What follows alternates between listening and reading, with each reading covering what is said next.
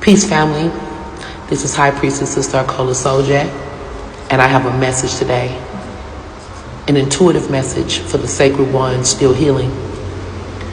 I had some things come into my mind today as I celebrate the betrayal. It's a whole year where I went through a devastating betrayal. And I was told to speak a little bit on betrayal today because there's people that have went through the same things I'm going through. And I do have an intuitive message, and I'm going to pull a couple of cards too, just to give us a little bit more for who this message is for. So take it as it resonates. And this is not based just on gender, but I am speaking to the female right now with a heavy heart. And some of you men have heavy hearts too, but I'm talking to a female who put her all into a man, and he put his all into her. So she thought you were building something, and he betrayed you right in the middle of what you were building. He betrayed you, not just because someone else replaced you, but this was a calculating, cold betrayal. He wanted to knock you down a few pegs when he saw you rising in your success, or just living in your own dream, goals, getting into your own lane. He betrayed you. He expected you to disappear into the void. But you stayed lit. You were broken by the mirror, but you faced it. You didn't run. You couldn't numb it out. You were made to sit in the pain while he left you bleeding. That's spiritual warriorship. He expected you to crawl into a hole and die, to lose your mind. You know, they got people that will calculatingly make you or cause you to lose your mind. See, but you're grieving an illusion, and the investment, the time, the hope, the dreams that you layered over someone, the future faking, and dreams that you built together, your heart, your trust that you gave to someone who never deserved that high of a seat in your life. But no, you weren't a fool. This fool was a lesson, because you were faithful. You were open. You were loving.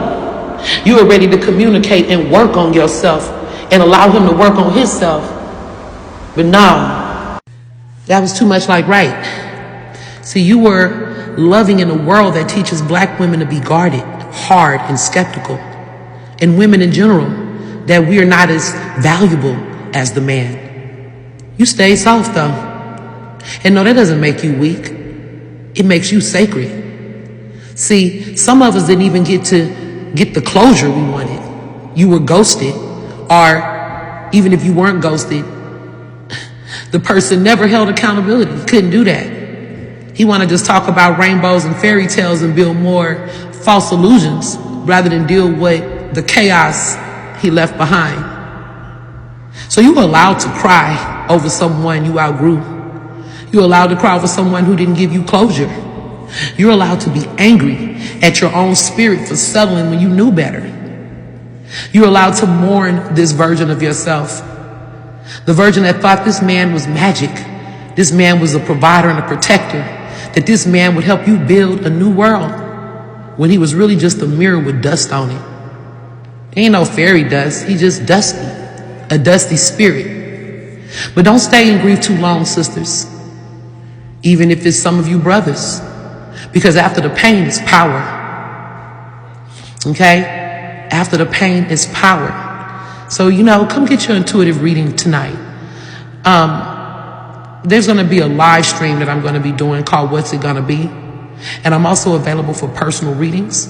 The $8 special still stands for the rest of this month. The hell with it. Let's do it for the rest of the month. The Saturn 8. $8 off all price tiers that are over 15 minutes. Okay? So let's go ahead and I have a couple of messages that I'd like to pull. Yeah, you got to be careful because, see, I see a dog here. And the dog comes with number 18, and that is completion. 1 plus 8, 9 is completion. So this is the end of you being in this faithful, naive, just overly forgiving place. I'm even picking up some male energy who may have also been through this same type of thing. You were the loyal dog or the faithful dog, okay? Now, it does show more dogs. So some of you guys could have had a lot of pet dogs, or the person could love their dog more than they love you, or they could be a dog keeper, a dog trainer, but I'm seeing something with dogs, okay? And dogs deals with man's best friend and loyalty. So this person could have had 2 dogs, but the dog that he gives the most attention to, or the woman, or however it goes for you, it's the person that has the most dependency on this person. They don't like the independent one.